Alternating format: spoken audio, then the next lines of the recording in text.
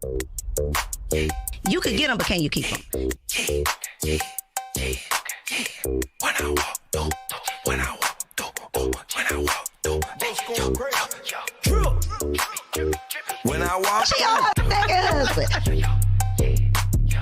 Welcome back to another episode of the Girl Stop Playin podcast. It's your favorite homegirl, Coriel, here to encourage you to stop playing with your potential and start working for what you want in life and in love. You already know that I'm bringing you the information and the conversations to help you make the money and get the honey. You can have it all as long as you are willing to work. And today I got a working woman in the building. We got the Sarah Fontenot in the studio. Hey, girl. Welcome to the show. I'm really happy to be here. Thank you. I'm excited to have you. So we met, I don't even know when we met. I know the first time I remember meeting you was at, it was a social proof dinner. Alumni. Yep, the all white. Yep. So that was the first time I remember like meeting you in real life, but I feel like we knew each other on the internet somehow. Yes.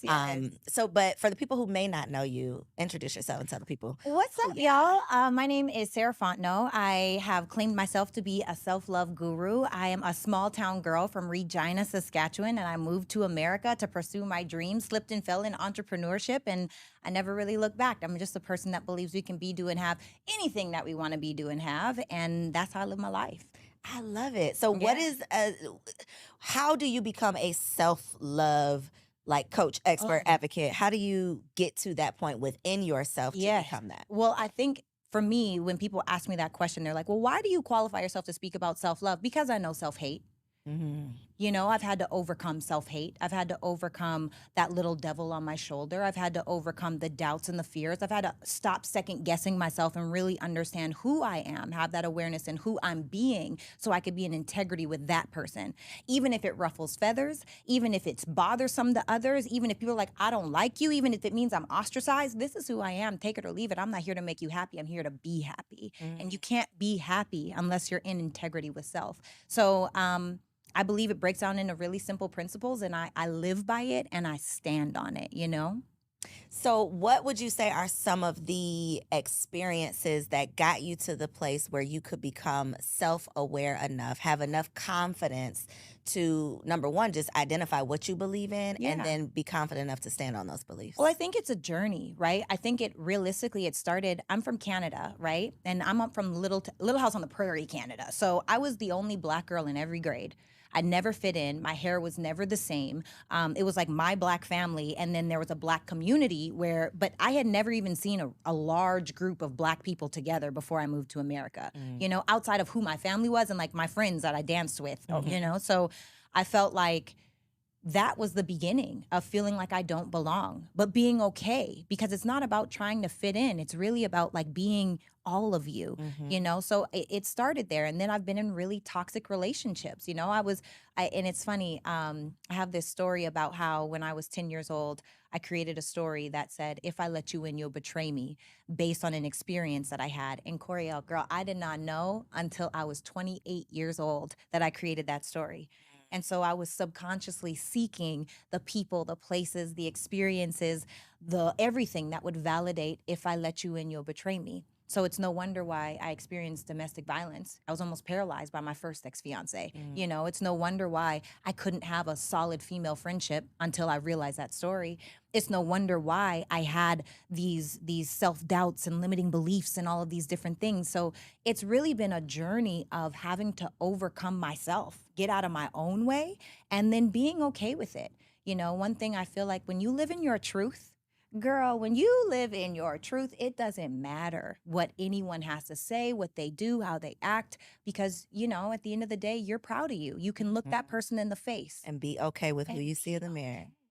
Yes, I love it. So how do you get to a point where you can shut out the noise of other people? Because so many people, especially with social media being what it is, especially with women specifically dealing with so much imposter syndrome. Sheesh. How do you get to the point within yourself where you can not succumb to the pressures of other people, not feel like you got to go along to get along, not be afraid to ruffle those feathers or go in a different direction from the group? Like how for someone who's watching this and is like, well, that sounds good, but I can't find it within me to do this. I think number one is you have to decide who is it that you want to be.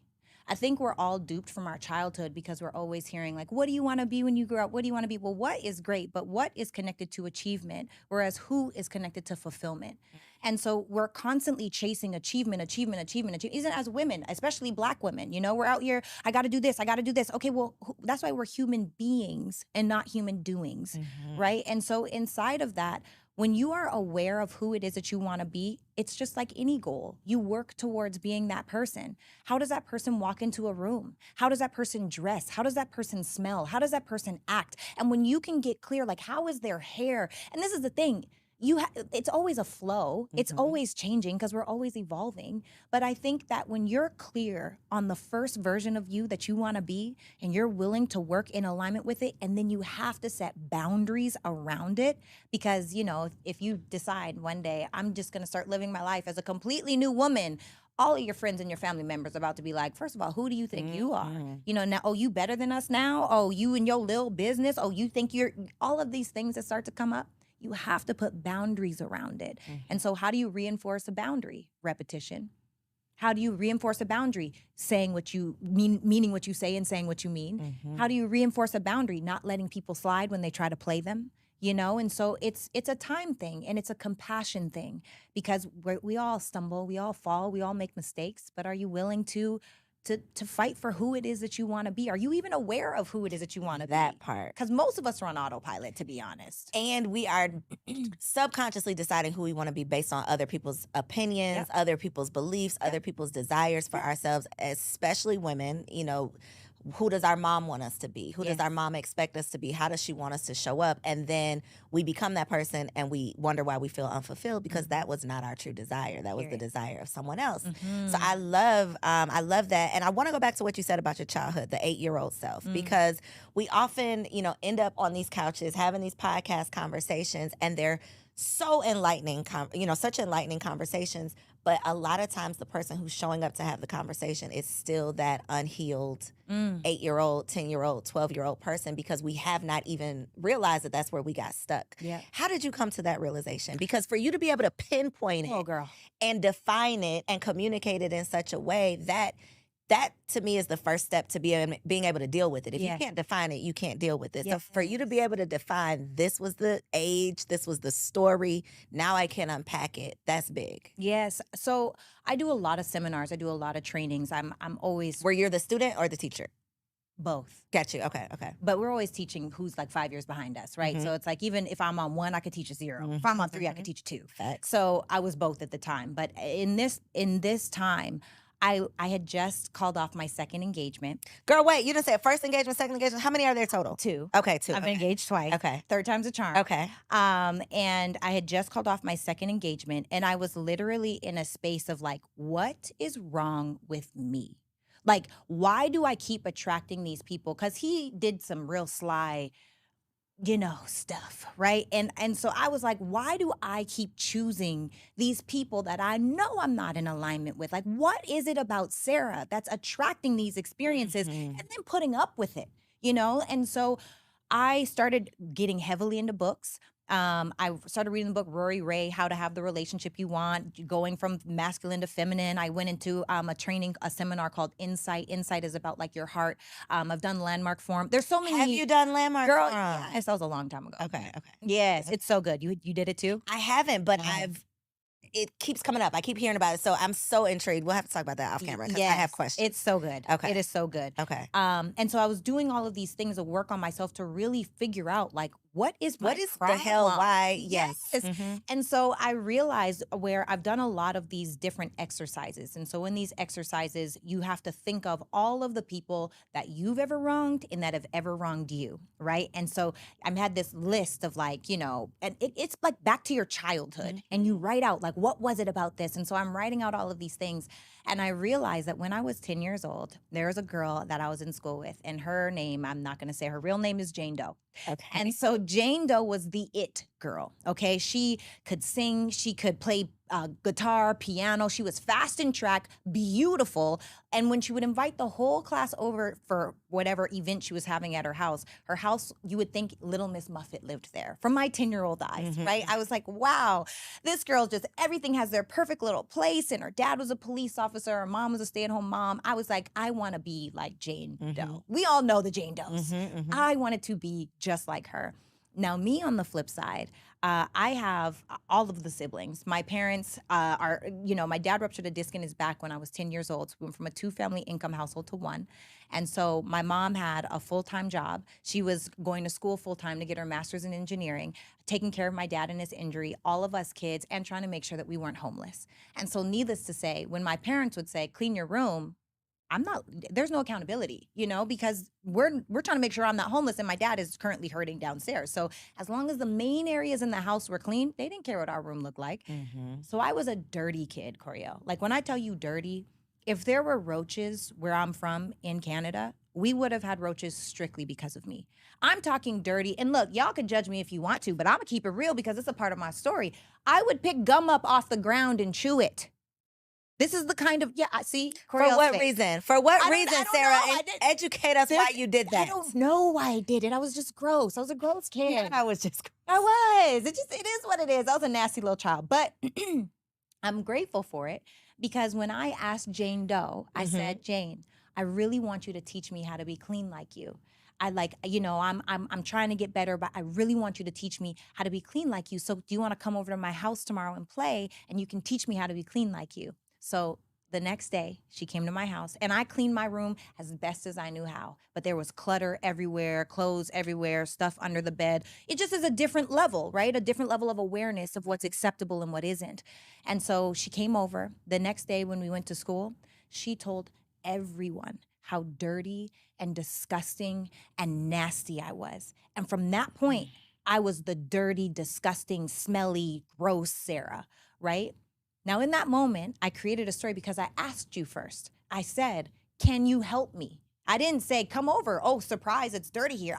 I'm literally inviting I told you it's dirty here. I need some help. I'm trying to learn. So what I didn't know was 10-year-old Sarah created that story that said, if I let you in, you'll betray me. But the powerful part is 10-year-old Sarah also created a story that said, no one's ever going to call me dirty again. And so now everything in my home has its perfect little place. Labels face forward, hairs are laid. I don't know if y'all can see it on the camera. I see them baby hairs. You feel me? On 4K. But I'm saying that to say that, sometimes the bad things, yes, they create these limiting beliefs and they create these stories that we have, but at the same time, they also create strong suits. And I don't think that enough of us take the time to understand, number one, who hurt you? Why did they hurt you? Can you forgive them for that? And can you do the work to heal? Like go back, and I had to sit with my inner child in these exercises and just cry and say, I'm sorry. And then I imagine, if you're a mom at home and you have children, imagine talking to your child the way you talk to yourself. We wouldn't talk to anybody the way we talk to ourselves. Right. And so it's just been an experience. And I will say another thing that they had us do was the sorry list. You could choose to message all your people. And I'm like, oh, I am evolved. Okay. I can message every single person on this list. I am evolved. And I wasn't, because what they didn't prepare me for was the response or the lack thereof. Some people I expected to hear from and I did not. And that hurt more than the people that did, So I've been so open to learning all of the different ways and understanding like who hurt me and who have I hurt, and can I own it and take responsibility for it and just say I'm sorry for the part that I played in it, So that was the beginning of my healing, really intentionally finding out like what, and I have so many of those stories that I found And out. we all do, but if we don't take the time to sit down and write it out, they just layer on top of layer on top of layer until you get to the point where something's wrong, but it's so many layers that you can't even dig deep enough to figure it out. Yeah. Boy, that childhood is something else. It's the crazy part to me, because I think we've all had something we've gone through that's given us some perspective that's probably off in some Yeah. way. So in your case, and I think probably, I can pinpoint some similarities in if I let you close, she'll betray me. It's crazy that that thought actually attracts betrayal. Yes. It actually causes you to create scenarios to be betrayed. Yes. That is insane. Yes. It's a subconscious thing. We create the life that we live by the way that we think. So and the thing that and this is why we have to do the work. And I know you know this. I'm really talking to myself and the people that are watching. But literally, if you are not intentional, we go on autopilot. And autopilot is addicted. Like we neurologically speaking, right? We fire off these neurons and they partner together, and we naturally and scientifically want to go to the emotions that we feel the We're most used to. familiar Yep. with. Mhm. Right. And so if you naturally want to be angry, or if you naturally want to be sad or depressed or anxious, and that's the thing that you're firing off, you have to intentionally break that circuit. Mhm. Otherwise, we're just going to go on autopilot and continue to perpetuate our past. So, how do you, when you find yourself today, this Mhm. evolved Sarah, when Mhm. you find yourself on autopilot, because Mhm. it's a process, right? Yeah. It's not a destination you've arrived. I'm just Never. here. Right. No, we're never going to be there, right? Period. We can get so far, and then I feel like God be testing us. God will surround you with the people who are literally Yeah. going to put you in a position to test all of that stuff that you just learned. Like, are Right. you said you was ready.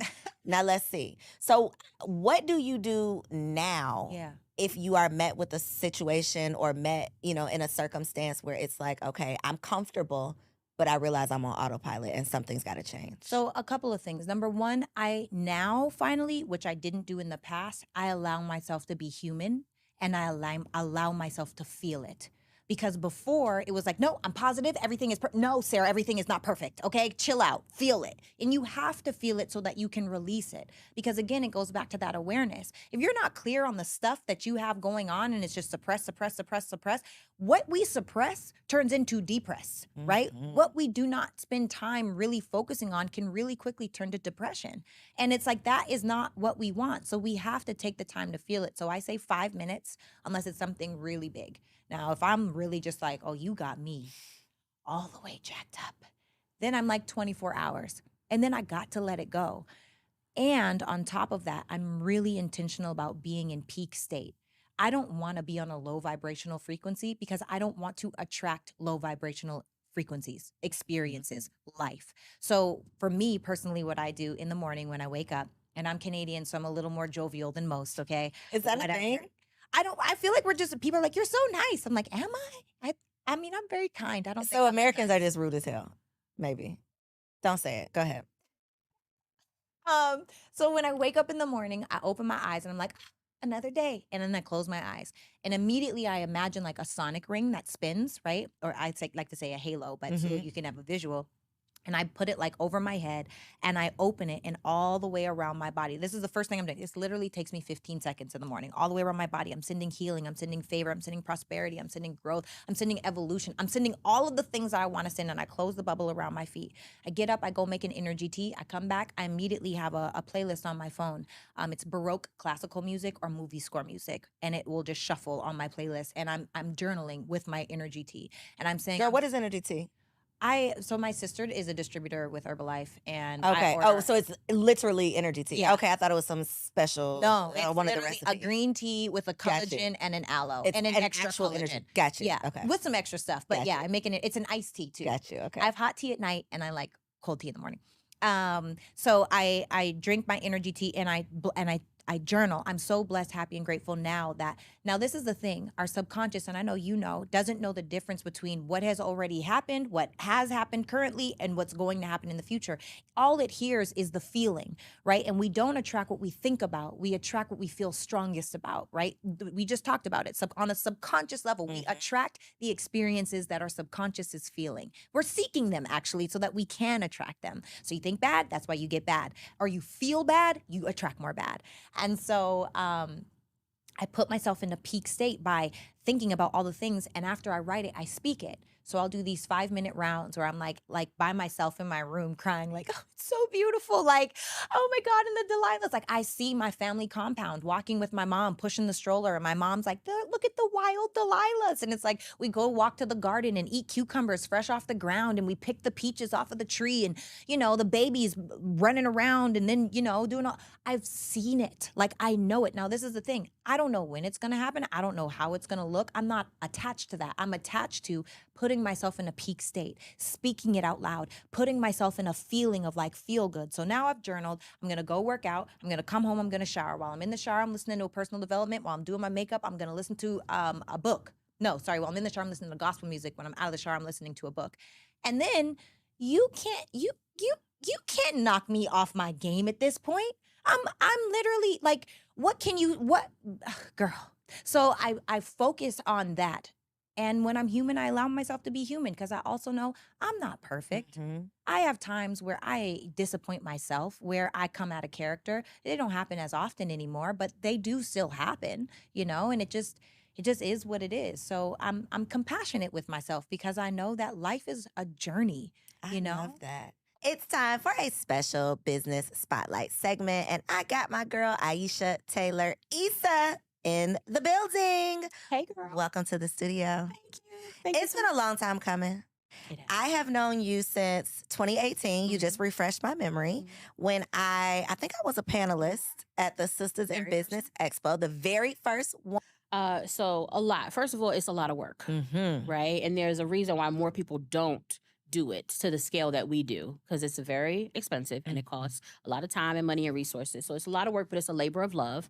One of the biggest things we've had to learn is that we needed to educate our audience, right? Because a lot of people do come with that mindset of, I got to sell. If I'm not selling, then it wasn't beneficial, right? And yes, selling is important, but we also are intentional about including both product and service-based businesses. So what's the advantage for the service-based businesses, right? It's lead generation, it's networking, it's growing your audience, it's all of that. So it took a year or two to really just get people to see the value in just being in the room, right? And selling, yes, but also putting yourself in spaces that are specifically curated for your growth and your advancement. And so I think that has been the biggest shift for us and for the culture. And once people kind of caught on to that, that's when we really see the impact that we're able to have. That is a very good point because I think that a lot of people approach vending from the perspective of if I don't make 100 sales, then I'm not successful. But you could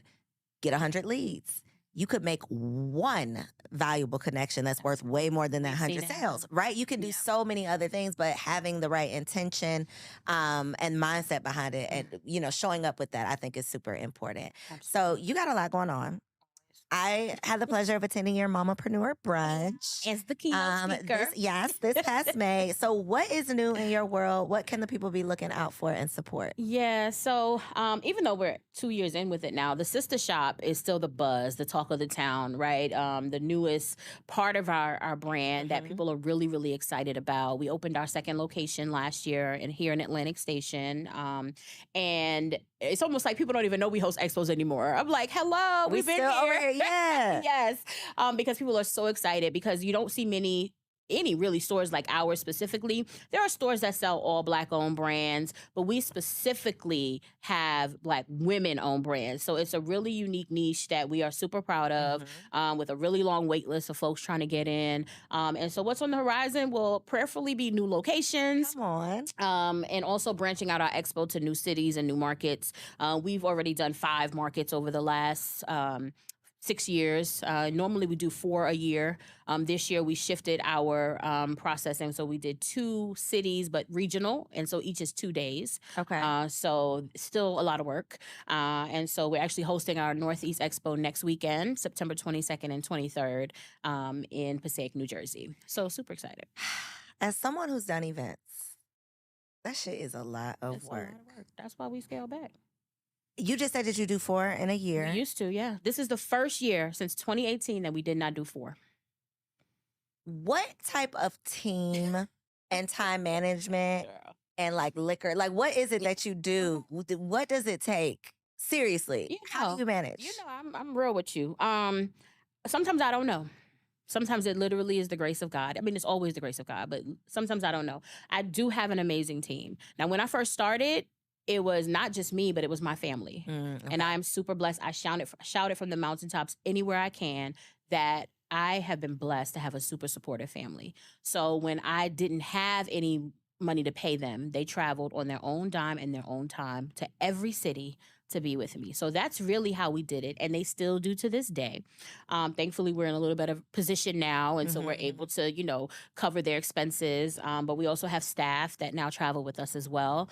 So we have a super amazing team. Also, because we've been doing it so long, a lot of it is kind of wash and repeat, but then adding and enhancing every year. So, for example, last year in New Jersey was the first year we piloted a 2-day experience. So that was a whole nother, thing to learn and do. And now we're doing 2 days all this year. So we just kind of, learn what worked, get rid of what didn't work, and try to grow from there. How do you know when it's time to pivot? Usually, it just doesn't feel right in my spirit. Or sometimes you're forced to pivot, right? So, of course, COVID forced us to pivot. We were primarily an event-based business. And so for all of 2020, when we could not have events, we did, of course, the virtual conferences and things that everyone was doing. But our in-person experiences are so unique that something was still missing. And so many of our brands were still suffering and struggling and shutting down because they could not sell live. And so that is how we ended up in retail. I never imagined retail, never even thought about it. But when stuff started opening back up, it was the retail stores where people were flocking to and the malls. And so that's how we landed there. So a lot of times it's the circumstances that cause us to pivot, but then other times it might just be something in my spirit or the numbers ain't right, like the math ain't mathing. And so, or just the stress and the strain of it, right? So 4 cities after 5 years became a lot on us emotionally, physically, financially. And so we were like, what else can we do to still serve our people, but maybe not go to 4 cities? That part. And you are a wife and you are a mother. How? Of a little pumpkin. Of a little pooda tuda. How? Do you have a time management like tip, trick, hack? What are you doing? No? No. I delegate a lot. That's a hack. I delegate a lot. And how do you delegate? How do you trust people to delegate? It has not been easy, but again, I've been super blessed with some really great staff and team members. And so once you prove to me that you can handle something, it's a wrap. It's a wrap. You're going to handle something. Take it all. Take it all. So that has worked over, I would say, the last 2 years. People showing me what they can do and me allowing them to do it. Now we haven't. That hasn't always been the case. Of course, a couple of bad apples, make it into the bunch, and so we have to identify them early. I will say that I hold on to people sometimes too long, because of just your heart, my heart, and trying to see the best and get the best out of people. But I think one thing that has helped me in terms of a time management hack is delegation. I had to make a lot of changes when I became a mom. That I didn't make right away. Like what? What were some of those changes that you just had to? You didn't really want to? Closing my laptop and creating a bedtime for my son. Like the first 6 months of his life, maybe even into 9 months, he would just be up with me while I was working. I mean, just, cooing and laughing and watching cartoons, and I would just be steady. And I didn't initially see the problem with that. But then one day I kind of looked over at him and I was like, you need to put this child to bed. You need to stop what you're doing and create a routine for him. And I did. And I was very proud of that. And honestly, he did not have any issues adjusting. It was me. Right. It usually is. He immediately fell right into the flow. I had no trouble getting him to lay down, no trouble. We created a bath time, whole routine, book, all of that stuff that I guess the rest of the world was doing. And I'm over here like a fool, working crazy, trying to take care of this business. And my son is just chilling. You're not a fool. You know what you are? You are a boss that has become a mother. Yeah. And now you have to adjust into being a mom. Most of us try to do what we've been doing just with the baby on our hip now. And it's like, no, you gotta put this down so you can, it's. And I love that commonality between us because we both were, already running, enterprises, before we became wives and mothers. And it is a shift. Yes. It's an adjustment. When you don't enter into this world already with those titles and you add those roles, you definitely have to make some adjustments. And thankfully, I got married, right before we started this brand. So he's been with me, through every peak and valley. But the baby was definitely an adjustment, and he is the best thing that ever happened to us. So. Are you done? You have I'm some- done. Done? I'm old. Done or done? I'm done. One Okay. and done. One and done. We good over Outta here. We Gucci. Out here. Gucci. Okay. So for the entrepreneurs who might be watching this and need some help, need your resources, or want to know how they can get their business onto the wait list, because your girl got a wait list, let them know where they can find you, how they can support you. Yeah, so y'all can check us out online everywhere at SIB Expo, and that stands for Sisters in Business Expo. Sisters is spelled SISTAH when you're searching. So SIB Expo on Instagram, TikTok, Twitter, Facebook. It's Sisters in Business Expo, and online sibexpo.us. And feel free to connect with us, tap in, join the mailing list, follow us, so that you can stay connected on what we have coming up. And check them out at their sister shop in New Jersey, right? Yes, and New Atlantic Jersey, Elizabeth, Station. New Jersey, at the Mills at Jersey Gardens Mall and Atlantic Station right here in Midtown Atlanta. And that website is thesistashop.com, SISTAH. I love all that you are doing. It is my pleasure to be able to introduce you to the people. Y'all make sure that y'all check my girl out. We're about to get back into this episode. I love that you have reached the level where you can give yourself grace, because so often we extend grace and we empathize with other people. But then when it comes to us, we got to have it all together. We got to be perfect. We got to get it right all the time. We can't any of the things, but you've evolved past that. Other people have not necessarily evolved past that, though. So I want to talk about the breakups in life, right? I don't know if you had a public breakup. Was that a public breakup? Yeah, I've had a couple. Okay. Well, I know about one. Yeah. I only know about one public breakup. And my question is, with you reaching this level of evolution where you're at your peak level, right? People should not be able to penetrate that. But people are rude as hell. People got keyboard courage, Twitter fingers. Like, people are doing all of the things, and people think they know you, and they Really don't. They really don't. How do you maintain, and I'm not talking about like perception, like maintaining a good, appearance, but truly in your spirit, like with yourself, how do you stay in that space? Or how do you get back to that space when you are out of alignment? If personally you're feeling good, but then somebody says something on the internet. Personally, you're feeling good. How do you deal with other people's stuff? Because you can have it all together and then you walk outside and somebody tries to mess up your aura. Yeah. I would say, number one, I stay away from the comments.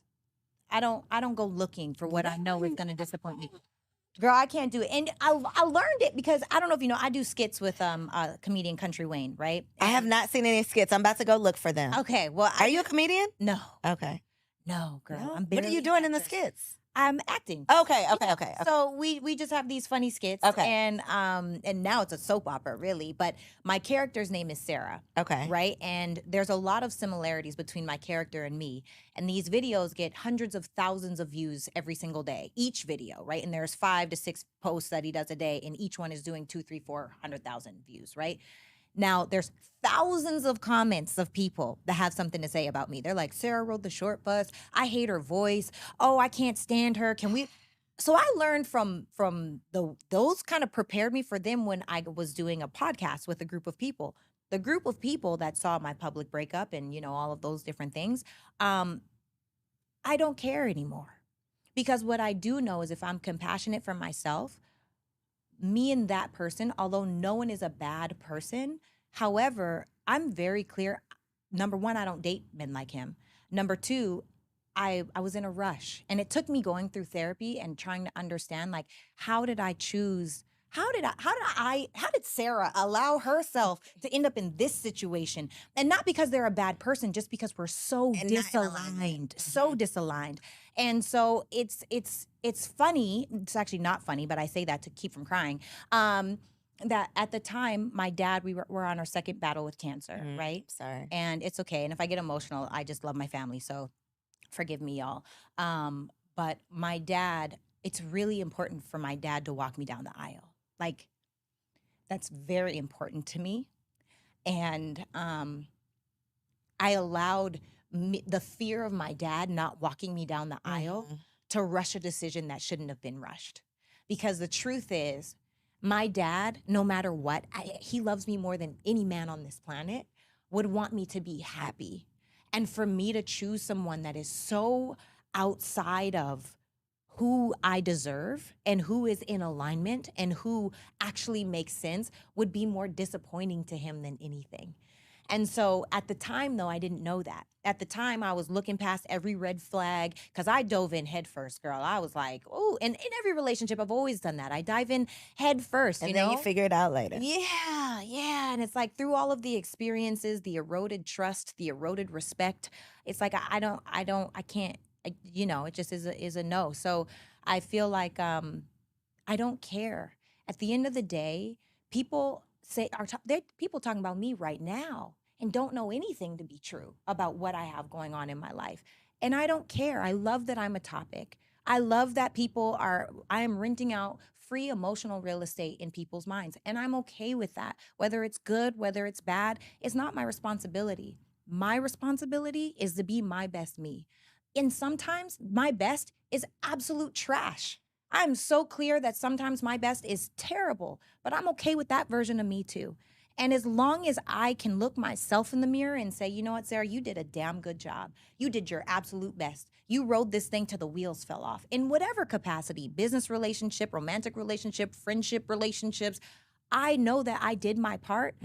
What can anybody say? Nothing true. Do you feel the need to defend yourself? Not anymore. But you went through that.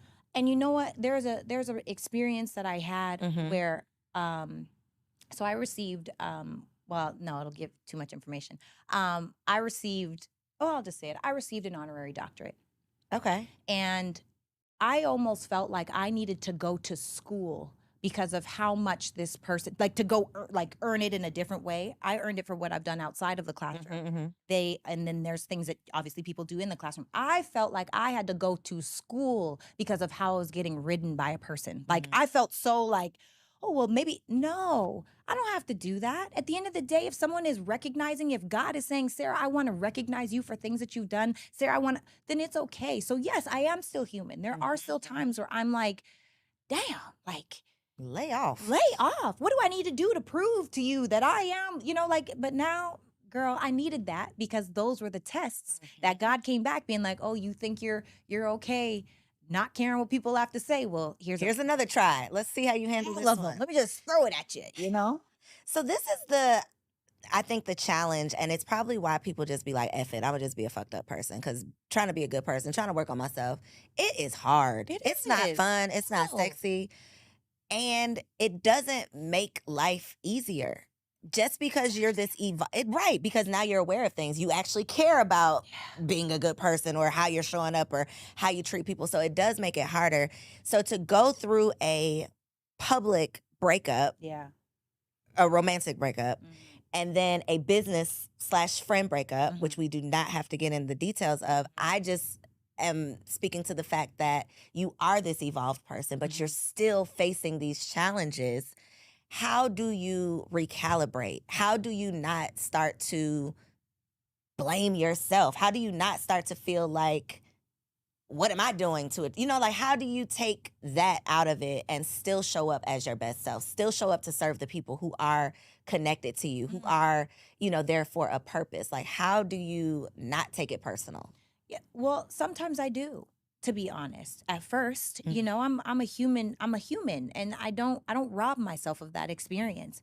And I'm also a ruminator. So I ruminate with thoughts, right? And so depending on how big of a deal the thing was to me, now it's like I'm collecting data. And it's building up this perfect case for all of the answers as to how all of this data makes so much sense. And now, do I feel the need to relay the data, or do I not feel the Girl, need? when is your birthday? July 2nd. I'm a Cancer. You're Cancer. Okay. When's your birthday? I'm a Libra. October 1st. Okay. Right. Do you do the same thing?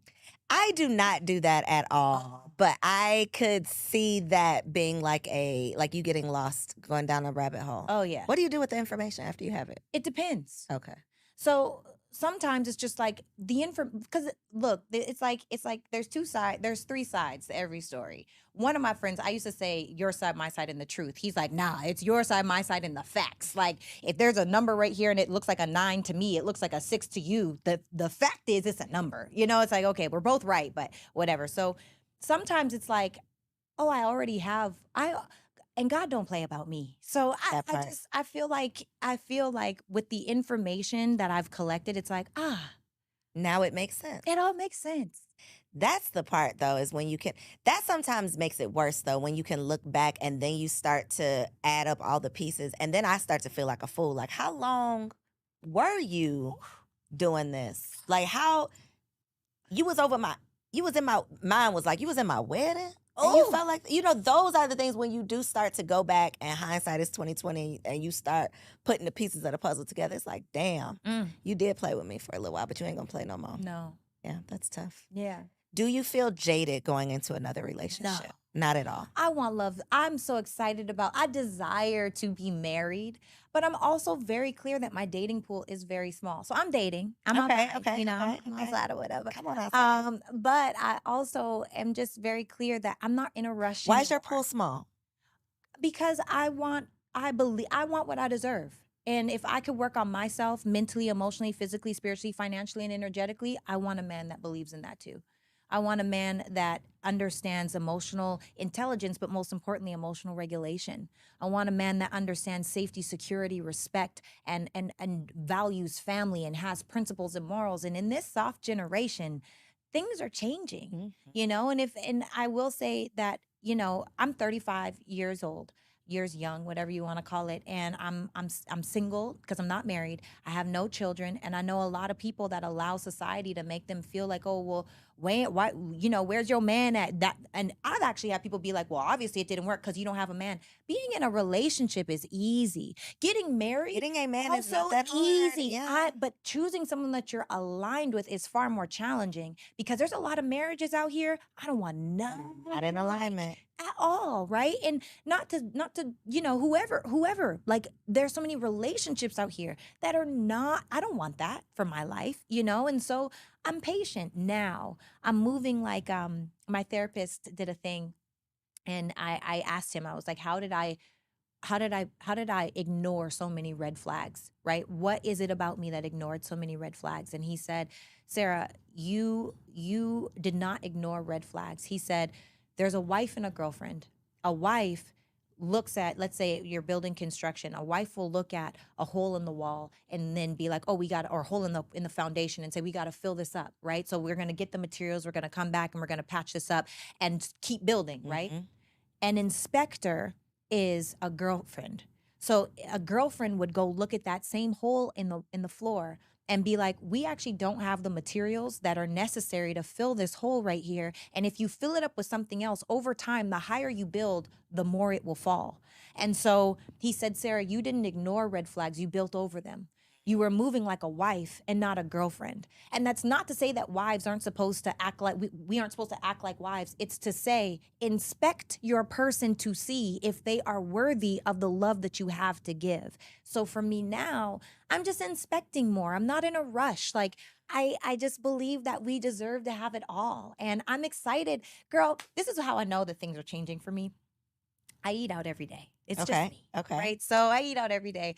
And now, even for like my friends have been talking about stuff, I'm like, oh, I'm going to bake a pie. Or like my ex before my last, I was baking fresh bread every week. I was making his favorite meals, like literally whatever. I fall into that. And I feel like I'm starting to like, oh God, are you trying to tell me? Not to say that cooking is a wife duty. I hate when people say that, but I just feel like It's the vibe, though. thing. Yes, it is. It's the vibe. Yeah. Yeah. I love that for you. Thank you. So you're out here in these streets. I'm outside. She's outside. She is dating. You have already made it very clear what we are attracting. Oh, yeah. Right? Sure. What we are not settling for less than. Period. I was going to say shoot your shot, but you have already, fellas, she has already made it very clear what it is.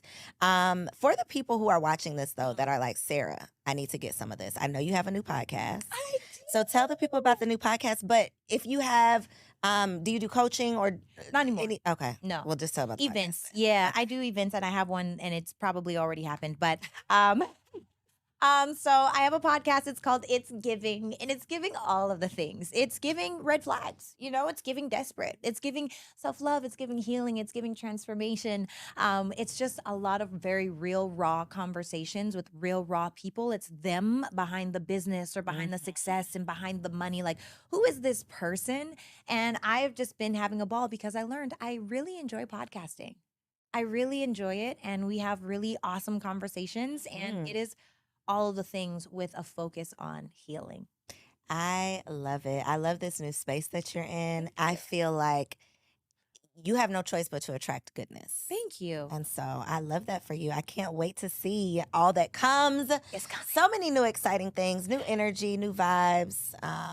So yeah, let the people know right there in that camera where they can find the podcast, where they can find you online, and follow you on social media. Oh my goodness. Hi, guys. Again, my name is Sarah Fontenot, and you can find me at Ms. Sarah Fontenot. So MSSARAHFONTENOT. The T is silent. That's me on all platforms. The podcast is on everything. It's Giving Podcast. So it's period giving period podcast. But if you just type it's giving, you'll find it on all of the platforms. We're on Spotify, Apple. You know, we doing all the things. places. Yeah. And we'll make sure it's linked below. So y'all ain't got to go search. Just click below. Make sure y'all support, subscribe to the show, follow on Instagram, and send your girl some good vibes, all right? It's hard in these streets when you're out here trying to do the Lord's work. Oh. Thank you for tuning in to another episode of Girl Stop Playin'. See you next week. If you enjoyed that episode, make sure you subscribe to the channel so you don't miss out on any upcoming content, and take it a step further and go ahead and join our private community over on Patreon, because it comes with some pretty bomb perks, including early and discounted access to our upcoming events, behind the scene exclusives with some of your favorite guests, the opportunity to call in on an upcoming show, the chance to vote on topics and guests for brand new shows, and I'm even giving you unlimited access to my vault of business classes where I'm teaching you everything from Airbnb to developing digital products and everything in between. And you can get access to our Patreon for as little as $5 a month, okay? Get in where you fit in, and I'll see you on the